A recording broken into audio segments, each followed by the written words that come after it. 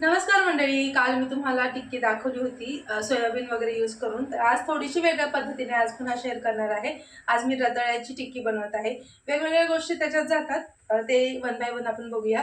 रताळे शिजवून घ्यायचे, पण त्याच्या आधी ना मी पहिली गोष्ट म्हणजे याच्यात आज बेसन पीठ न वापरता बारीक रवा वापरणार आहे. हा बारीक रवा भाजून ठेवलेला होता. याच्यात आता थोडंसं दही घालणार आहे,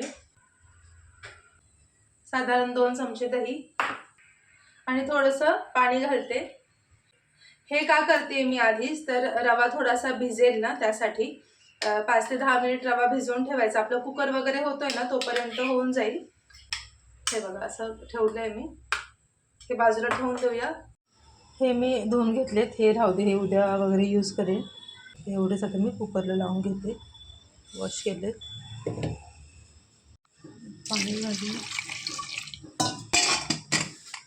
आणि कुकर आता लावून घेऊया रताळ्याचा. त्याच्यात मी एक बटाटा पण घातलाय. जेव्हा आपण सतत स्वयंपाक करतो ना तेव्हा आपल्याला अशा आयडियाज येत जातात. जसं की मला आता ते हळूहळू म्हणजे यूज टू झालंय आणि सुचतं असं काही काही नवीन बनवायचं. कुकर आपला झालाय, तर हे काढून घेते, त्याची साल वगैरे पाणी काढून घेते.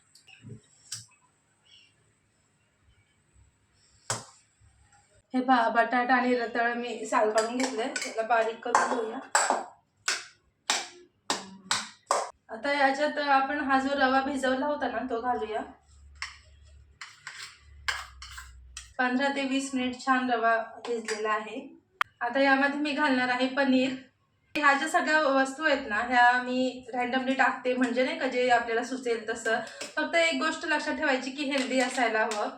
आपण जे पदार्थ घालणार आहोत ते हेल्दी हवेत, पौष्टिक मुलांसाठी. तर असा विचार करून घालायचं आहे. आता हे ह्याच्यातलं हाफ आहे ना, त्यातलं हाफच मी पनीर घेते, ह्याच्यात घातलं. इथे माझ्याकडे शिमला मिरची पण आहे, ती पण मी बारीक कट करून घेतली. एकदम बारीक कट करून घ्यायचं ह्याच्यात जे पण आपल्याला घालायचं आहे, कारण मग ते शिजायला हवं पटकन म्हणून. मिरची आणि लसणाची पेस्ट आहे ती घालते.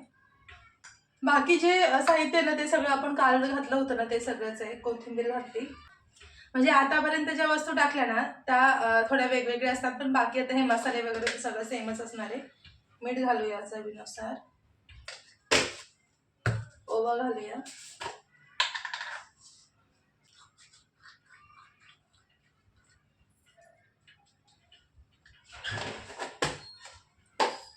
आणि आता छान मिक्स करून घ्यायचंय. इकडे आपण गॅस चालू करून तवा गरम करायला ठेवूया. बघा झटपट किती टेस्टी रेसिपी आपण बनवू शकतो. प्रत्येक वेळेस असं नाही की खूप सारा वेळ लागेलच. याच्यात काय तुम्ही इन्ग्रेडियंट्स टाकते ना त्याच्यावर ते डिपेंड आहे. आता काल सोयाबीन घातले होते ना त्यामुळे मग ते सोयाबीन बॉईल करायचे, परत पिळून घ्यायचे वगैरे, ते थोडंसं होतं. पण आज तर रताळं आणि बटाटा घातले त्यामुळे ते एकदम काम इझी झालेलं आहे. असं काही आहे हे मिश्रण. टिक्की बनवते पटापट कालच्यासारखं आणि शिकून घेऊया.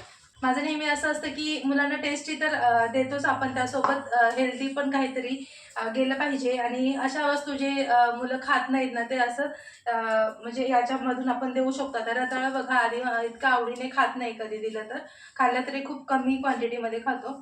आता याच्यात रताळा आहे हे त्याला कळणार देखील नाही. तर अशा पद्धतीने जर कुठल्या भाज्या तुमची मुलं खात नसतील त्या देखील तुम्ही याच्यात ॲड करू शकता. पाणी मी याच्यात अजिबातच ॲड केलं नाही. आपण दही टाकलं होतं ना थोडंसं त्यामुळे, आणि शिमला मिरची वगैरे त्याच्यात थोडं पाणी असतं त्यामुळे गरजच नाही अजिबात एक्स्ट्रा पाणी घालण्याची. हे बघा छान टिक्की बनतात, अगदी चिकटत नाही, काही नाही. हवं तर हाताला थोडंसं तेल लावून घ्या, पण तशी इतकी फारशी काही गरज नाही आहे. एकदा लावलं तरी बस आहे. जास्त जाडही बनवायचे नाही आहेत, नाहीतर काय होतं आतमध्ये कच्चे राहतात.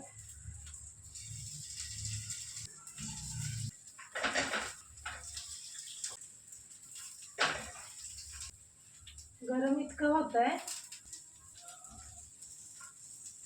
डन. आता याला ठेवूया 10 मिनिट तरी. त्याच्यावरती थोडंसं तेल घालून घेऊया, जास्तीचं तेल नाही घालायचंय. आता बघूया झालंय का नाही, पलटी करूया. ओके,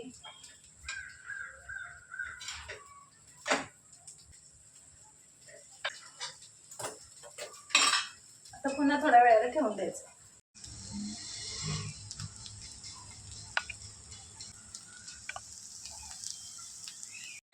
हे बघा आपली टिक्की रेडी आहे। आज याच्यासोबत खायला खोबऱ्याची चटणी बनवली होती। तर तुम्ही देखील तुमच्या मुलांना अशा छान छान रेसिपी खाऊ घाला आणि नक्कीच त्यांना आवडतील। मला कशा वाटल्या कमेंट करून नक्की सांगा आणि ट्रस्ट मी गाईज की खूप तुम्हाला आवडतील। मला गॅरंटी आहे तुम्ही आवडीने खाल। तर नक्की बनवून बघा। आपण पुन्हा भेटूया नेक्स्ट व्हिडिओमध्ये। आता मी याच्याच काही आणखीन प्रकारे जे मी करते तेच तुमच्यासोबत पुढचे काही व्हिडिओजमध्ये शेअर करणार आहे। तर चला पुन्हा भेटूया नेक्स्ट व्हिडिओमध्ये। तोपर्यंत टेक केअर, बाय बाय।